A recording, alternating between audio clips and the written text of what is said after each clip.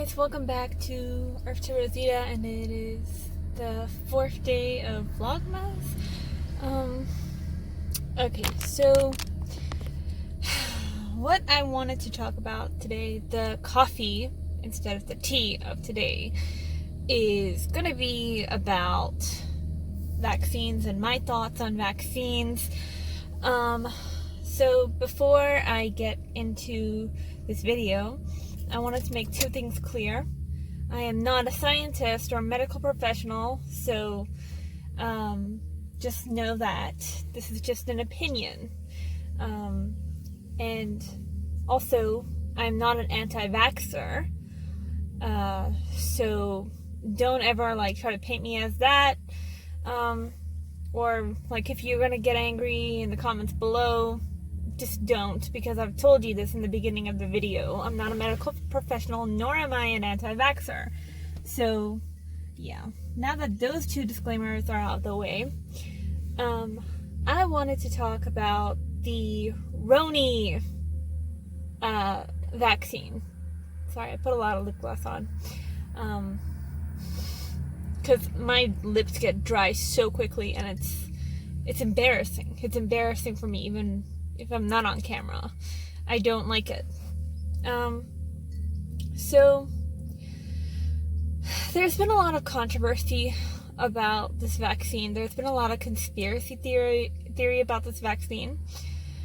And as somebody who wants to always see both sides of the spectrum, both sides of the story and everybody's opinion, whether it clashes with my personal opinion or not, I see both sides. I see why people are concerned, and I see why people are not so concerned, or kind of thinking about this in a more straightforward way, this vaccine coming out is, it is coming out in a shorter time than most other vaccines, and people are skeptical about it. Or people are not skeptical about it at all. They just see the new science of it and see it as a new innovation of sorts, even if it's not. Again, I'm not a scientist. I don't know the mechanisms of making a vaccine. I'm not that level of smart, so I don't know how it is so that somebody can make a vaccine in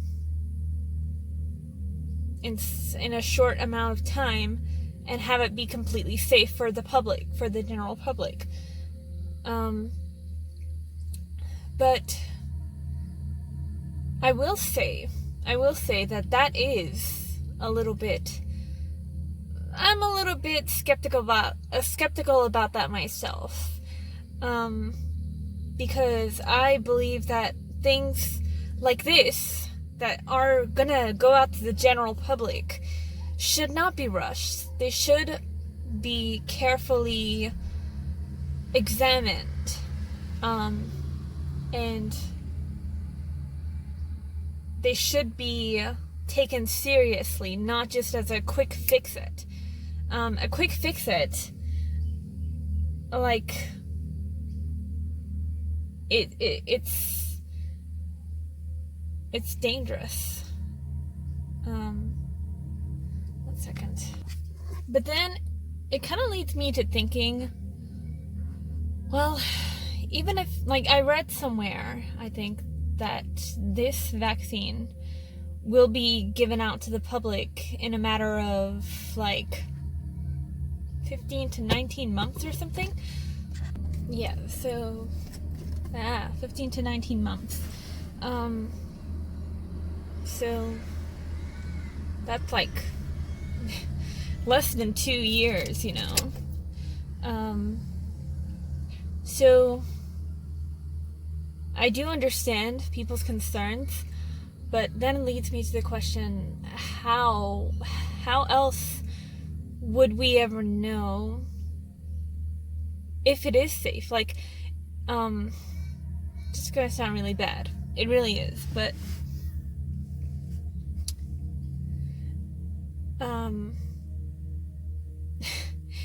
what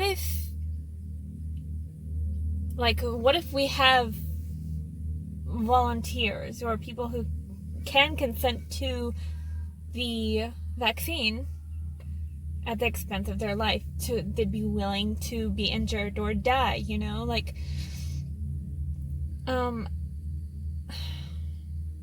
don't know, that leads to a lot of ethical issues. But if they did consent, knowing the, like, full well the issues or, like, the potential problems that can come with it, I guess, you know, like, that's better. But that's very much idealistic thinking, because no one is gonna, like, consent to being injured, or at least most people won't be willing to die for, like, a greater cause. I don't know, maybe some people will. Maybe some people see the bigger picture of things. But, okay, so for me, the biggest issue that I have with this vaccine is the timing that it's being made to be put to the public. And also the fact that it's not a vegan vaccine. Sorry, I gotta sip this.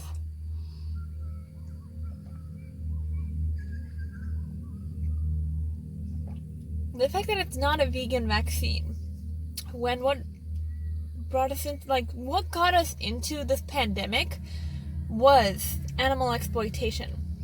And this is, okay, so, this is where I'm going to start talking about the karma of things.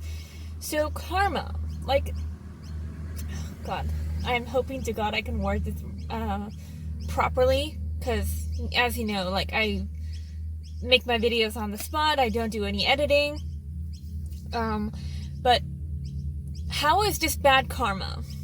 Well, okay, so if you have followed me for a while, and you follow other vegans, you know, like, we are very vocal, or most of us, or some of us, not most of us, some of us are very vocal about the fact that the science of this virus, it began with exploiting animals, the exploitation of animals. So this isn't an opinion or anything. This is how it started. It started in Wuhan, China, and my friend was there. So there was an outbreak. I think it was a bat or something. A bat was carrying this disease, and it got into a wet market. Was it a bat or a rat? I don't remember which animal it was specifically, but over in China they exploit pretty much every animal there is. They even go down to, you know, cockroaches and mice. They eat cockroaches and mice. I know that's kind of gross for Westerners and stuff, but that is their culture of torture and death and exploitation. So it started out in a wet market where one animal was carrying the virus, and then it transferred to other animals in which humans were using for consumption, meat consumption. And yeah, a lot of people seem to forget that, unfortunately, because the conspiracy theorists seem to have taken over. But this pandemic did begin as a result of animal exploitation, and I stand firmly on that. The rest is just like the conspiracy theories where, like, this virus was created in a lab or something. That is all bullshit. It's bullshit, guys. Okay, it's a distraction. It's a smoke screen from the bigger picture. So how does this relate to karma? So this is obviously, in a spiritual sense, the karma that we have been given for mindlessly and over and over again, exploiting animals, God's creatures, whatever it is that you believe in. If you don't believe in a God, that's fine. If you are more science-minded, then that works too, because this is scientifically proven. So if you're an atheist, this still stands. If you're not an atheist, and if you're like a religious person, this still stands. If you're more of a spiritual person than a religious person, this definitely stands, because karma is very much a spiritual thing. It has nothing to do with any religion. I think that's Christian religions actually think that all this talk of karma and all that BS is actually the work of the devil or something like that. Sorry, 1 second.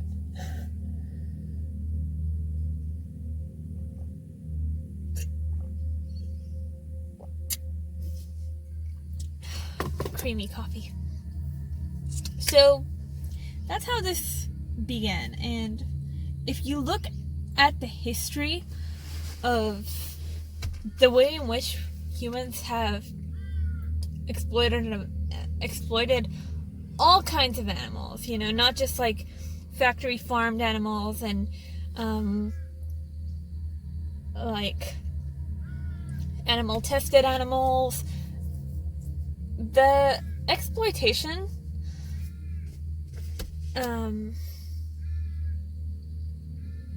from human supremacists, which is pretty much most of the world,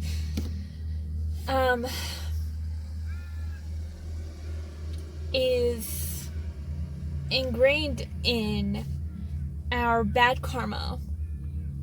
And you see, the way that karma works, it's not a punishing force. The way that karma works is it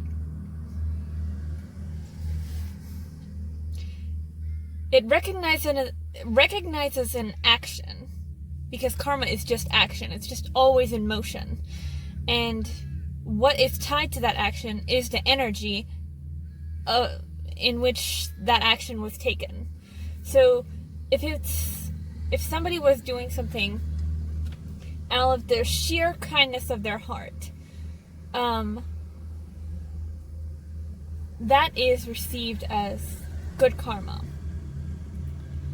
But if somebody was doing something for the sake of looking like the action that they take is good karma, but it's really just them using it as a self-serving action, then that karma is not really received. But the thing about this is that everything on this planet has a soul, even if we don't really have the consciousness to the consciousness to understand that. Even this tree that is shielding me from the sun, it has a soul. But there are hierarchies of these souls, and our karma is more tied to animals than a tree, because as science has proven, animals are more like to us than, a tree or a rock or the ocean. We are similar in the sense that we speak a language, we have sentience, we have a brain, we have a central nervous system. All of these things are like driving forces to what ties us with other animals. And the trouble is that we have given other animals life for the sheer pleasure of our own selves, for the selfish pleasure of our own selves. We don't give them life because we value them as our soulmate companions. We gave them life so we can exploit them, kill them, take something from their bodies, the only thing that they fucking have on this planet, the only thing that gives anybody a purpose. And then we took that bad karma within ourselves, and this has happened in history time and time again. Pandemics, epidemics, all of these viruses linked to animal exploitation. But this time, it's really in our face, because we have the internet to show it. We have the technology to show it now. So, in simple terms, animals and human animals have interwoven karma. And we have messed their karma up because we have not allowed them to take action of their own. And now we have taken their actions into our body because most of the world consumes animals or exploits them in some way. And that energy that is inside of our body has manifested a pandemic, which, if you look at the similarities of this pandemic to how we exploit animals, like what happened at the beginning of this year? What happened at the beginning of this year? We were told that we shouldn't leave our houses. We cannot leave our houses, otherwise we'd be fined. We've been told to wear masks. We've been told to stay away from people. We've been ordered to cancel all of our future plans. Do you see where I'm going with this? Do you see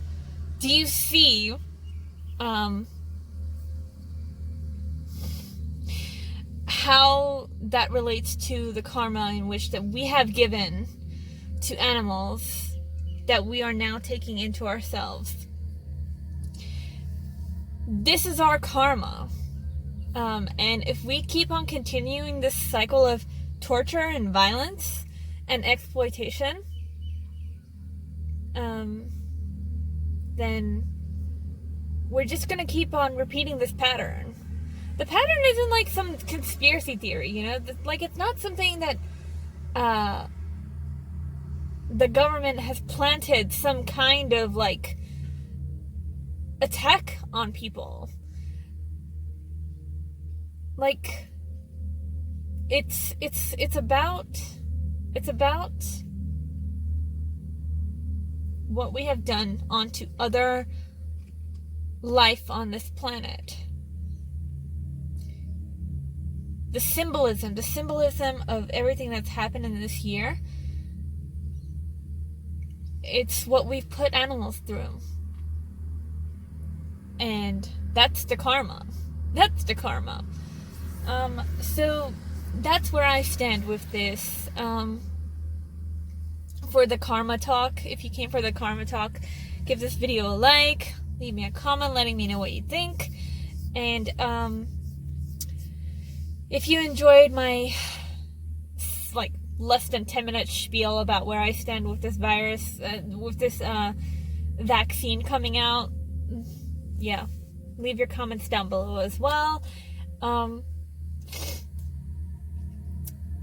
But in summation, yeah, I'm not an anti-vaxxer, but I don't agree with this vaccine because it's tested on animals. And I don't think I'll be taking it. Sorry. And if they try to mandate it, that would suck because it takes a lot to fight against the government. But if we if any of us end up dying because we've taken this vaccine.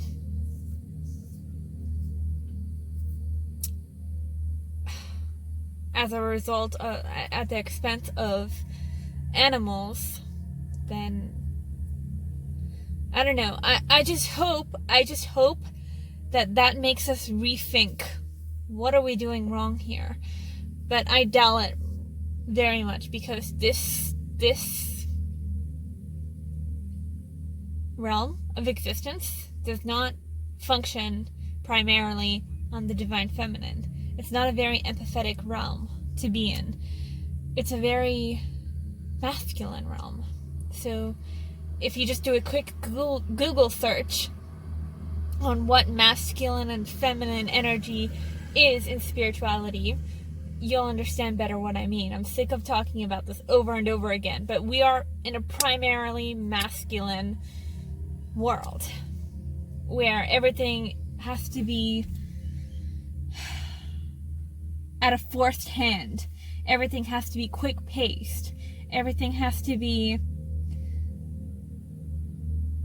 straightforward and uncreative and scientific.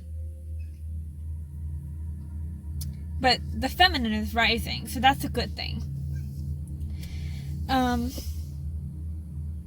Okay, so that's the end of the video. Like, subscribe if you're new here, and have a lovely day or night. Bye, guys.